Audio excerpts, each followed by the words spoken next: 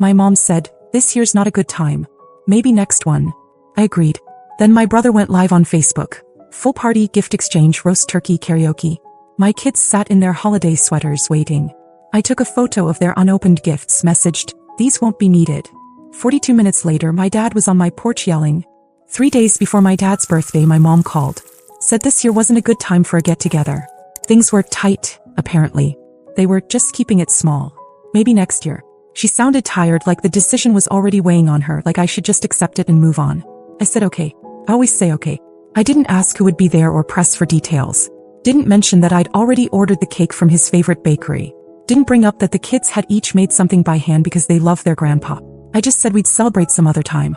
That morning, I still dressed my kids in the outfits they'd picked out. We sang happy birthday in our kitchen. I lined up the gifts we'd wrapped together. A new fishing rod, a photo book, socks with his favorite football team. My daughter had drawn a card that said, "Best Grandpa in the Galaxy." Then my phone buzzed. Facebook notification. My brother was live. I didn't even have to open it.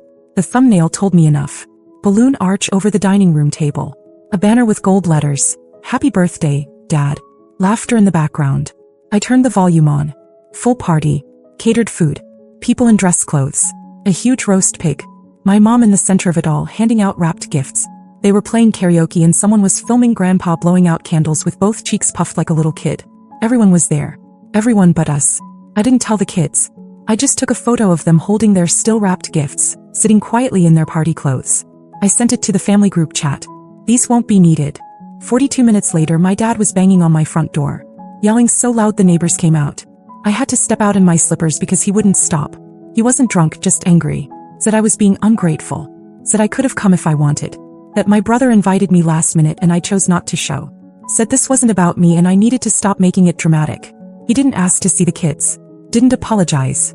He just stood there shouting in my driveway, wearing a party hat, crumbs on his shirt, holding a bottle of wine like he thought it would smooth everything over.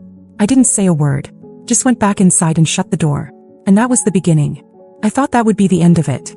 That maybe someone would feel a flicker of guilt after seeing my kids sitting there, dressed up with gifts they'd never get to give. Maybe someone would call and say, "We're sorry. We messed up." But it didn't go that way. Instead it got petty. The next morning, my brother posted a meme on Facebook. A cartoon of someone sulking in the corner of a party. Text said, "When nobody notices your silent protests, so you post a sad selfie and pretend you're better off."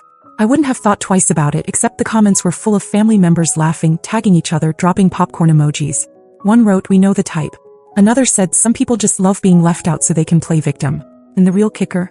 Someone uploaded a slow-mo video of my dad blowing out the birthday candles. Everyone singing. My mom laughing.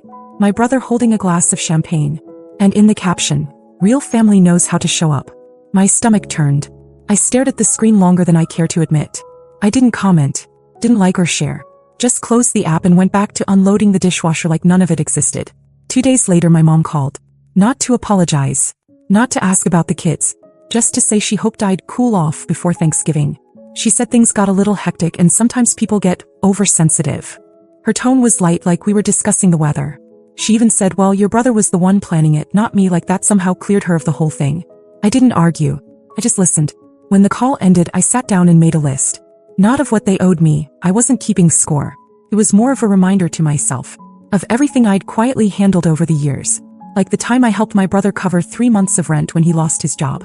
Or how my parents were still on my family phone plan, which I paid in full every month without fail. Or the insurance I added to my dad's truck because he couldn't afford it during COVID. The automatic refills I'd set up for my mom's prescriptions. The groceries I had delivered when she said she didn't feel well. All of it. Little things I never brought up, never threw in their faces because that's what family's supposed to do. I didn't feel righteous. I just felt done. The next day, I logged into my mobile account and separated their lines from mine. Sent a polite message saying they'd need to set up their own plans before the end of the month. No explanation. No drama. Then I canceled the autopay for my mom's medications. I figured she'd notice eventually. When she called a few days later, confused, I said I wasn't sure what happened. Maybe she should check with her pharmacy. She didn't press. But the best part came after I stopped sending money to my brother altogether. That same brother who once asked me to co-sign a loan for him, who never forgot to invite me when he needed something, but somehow always forgot when it came time to show up. Suddenly they were quiet. But it wouldn't last. They'd built a house out of my kindness and they were about to feel what it's like when the walls disappear. They waited until the week before Thanksgiving to reach out again. My mom sent a group text that said dinner at ours, 4 p.m. Bring dessert if you can. No apology. No mention of the birthday or the Facebook circus. Just an invitation like nothing had ever happened. I didn't respond. Neither did my kids. 3 days later, my cousin Jessica messaged me privately. Said she hoped I was okay and that everyone was worried about me. I asked, worried about what exactly? She took a while to reply, then said, well, you've been quiet. People are saying you're isolating yourself. I didn't bother explaining. She hadn't checked in once during the birthday mess, and suddenly she was part of the concern committee. I left her on read. Thanksgiving came. We stayed home.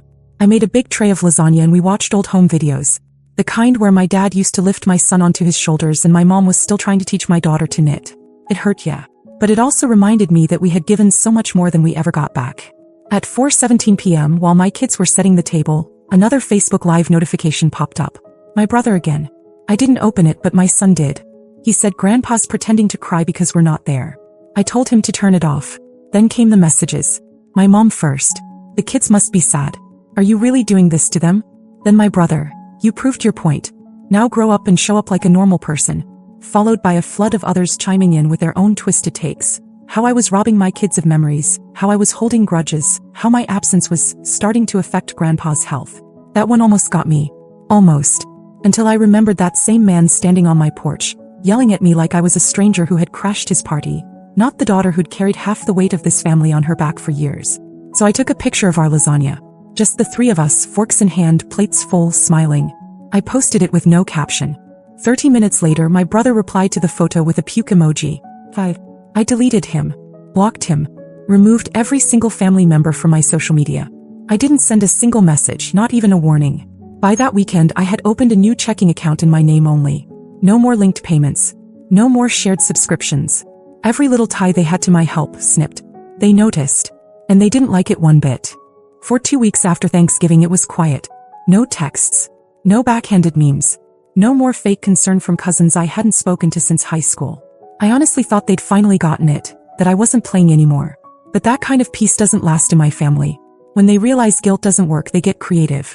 It started small. Netflix wouldn't load. Then Hulu said my subscription had been canceled. Next, I got logged out of Spotify, the same one my mom and brother had been using on my account for years. At first I thought maybe I'd been hacked. But after resetting everything, I saw the devices that had recently been logged in. My mom's tablet. My brother's old laptop. They weren't just mad. They were trying to claw their way back into my life through backdoors they thought I'd forgotten. Then the bank called. A fraud alert. Someone had tried to access a joint account I'd opened years ago when my mom was having trouble managing her online payments. It had barely been touched since, just sitting there in case she needed help again. I'd forgotten it even existed. They hadn't. I closed the account immediately, moved the small remaining balance to my private savings, and called the bank to report unauthorized access. That same day, my daughter got a message on Instagram. A new account, no profile picture, just one line. You're old enough to know the truth. Ask your mom why she cut off your family. She showed me the message and asked if it was from Grandma. I didn't answer right away. But I knew. The phrasing, the guilt, the manipulation, all of it screamed my mom. It was almost identical to something she said to me when I was 16 and dared to question her about something she'd done to my aunt. But they weren't done. The worst came in mid-December. My son's school called just after lunch. The secretary said someone had come in with a brown paper bag, claiming my son had forgotten his lunch at home. They handed it off at the front desk, no questions asked. Said the woman was listed as an emergency contact. My mother. The thing is, I had packed his lunch that morning. It was still in his backpack when I got to the school. He hadn't needed anything. When I asked him later what she said, he told me she leaned down and whispered, "You can always come over if it gets boring at your mom's. I've got presents in the car." He said no. That Grandma felt weird. He's 8. That night, I changed every emergency contact at their schools. Removed my mom's number from their iPads. Took back the gifts she'd sent for them through neighbors and returned them without a note. Then I sent a message to the family group chat. I hadn't typed anything in there since the birthday. It said, "No more contact. No more games. My children are not pawns and I'm not your backup plan. We're done. Permanently." I left the chat and blocked every number. Phone, email, social media. All of it. Gone. Erased. Then I took it one step further. I met with my lawyer. Updated my will. Designated new guardians for my kids. Wrote a formal letter revoking all prior verbal agreements about shared finances and debts I had absorbed for family over the years. And I meant it. The old version of me. The one who said yes to every favor, who filled in for every missed responsibility, who kept forgiving because that's just family, she was gone. And the people who built their comfort on her back were finally starting to panic. 6 days before Christmas, a letter showed up in my mailbox. No return address, just my name written in thick, uneven block letters like a child had done it. But I recognized the handwriting instantly. My dad. 2 pages. Front and back. He called everything a misunderstanding. Said family didn't need to agree on everything to stay close. That what I was doing was tearing people apart. That I'd turned my kids into witnesses to a grudge. He didn't say sorry once. Instead, he kept mentioning how much my mom missed the kids. How everyone was talking. How it looked bad. He even wrote, "You're better than this." At the end was a $50 bill folded between the pages. Like I could be bribed back into forgetting. I shredded the entire thing without a second thought. The next day, I got a call from my daughter's dance studio. Her Nutcracker costume balance hadn't gone through, which was odd because I'd paid it in full weeks ago. When I called to sort it out, the receptionist told me someone had come in on my behalf and asked to be listed as a backup contact. They also changed the card on file to a different number, then removed it the next day. It didn't take long to figure out who. I told them that if anyone outside of me ever tried to manage my account again, they were to call the police. They apologized and flagged the account. That night, I checked every place where my name, address, or phone number had ever been attached to something they could access. I changed all the passwords, closed old accounts, scrubbed everything clean. But they were just getting warmed up. The voicemails started the day after. Most were from unknown numbers. Oops. Static. Then came the messages. My mom saying she missed our traditions. That she was praying for me. My dad stiffly saying that the door is still open if I decided to stop all this. My brother's voice, half smug, half begging, telling me he'd been evicted and had nowhere else to go. That he needed a place to crash just for a week. Said, "This is still your family, Monica. You don't just quit." I didn't reply. Then came New Year's Eve. Every year since the kids were little, we've gone to the winter carnival in town. Hot chocolate, fireworks, overpriced mini donuts. It's the one tradition they never missed no matter what. This year I hesitated, but the kids were excited. I figured maybe we'd just go early, leave before the crowd. We barely made it past the ticket booth when I saw them. My parents standing near the food court like they just happened to be in the neighborhood. My brother sitting on a bench holding a coffee.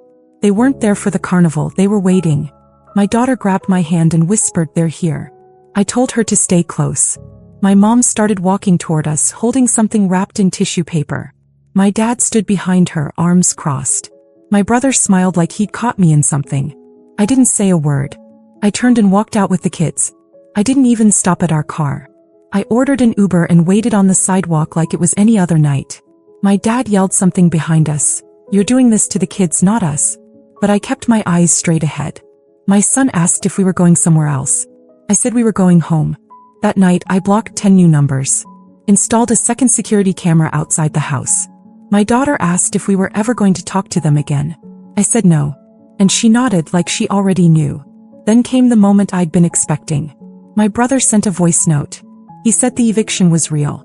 That he'd been staying in his car. That he needed help. He said, "You don't have to talk to anyone. Just help me. Like you used to. You always did before." I listened to the whole thing. Then I deleted it. Not out of anger. Not even revenge. Just clarity. I used to be the one they turned to when they needed a soft landing. The helper. The fixer. The quiet, responsible one. The one who never said no. Not anymore. And for the first time in years, I didn't feel guilty. I felt free. After New Year's, everything went still. No more texts. No voicemails. No surprise appearances at school or rehearsals. Not a word from any of them. And I knew exactly why. They were waiting for me to break. They'd seen me carry their birthdays, bills, broken down cars, missed appointments, missed rent, for years. They didn't believe I could actually walk away. That I'd survived the silence they once used to punish me. But the truth was, I had never felt more whole. My kids were lighter. Our home was peaceful.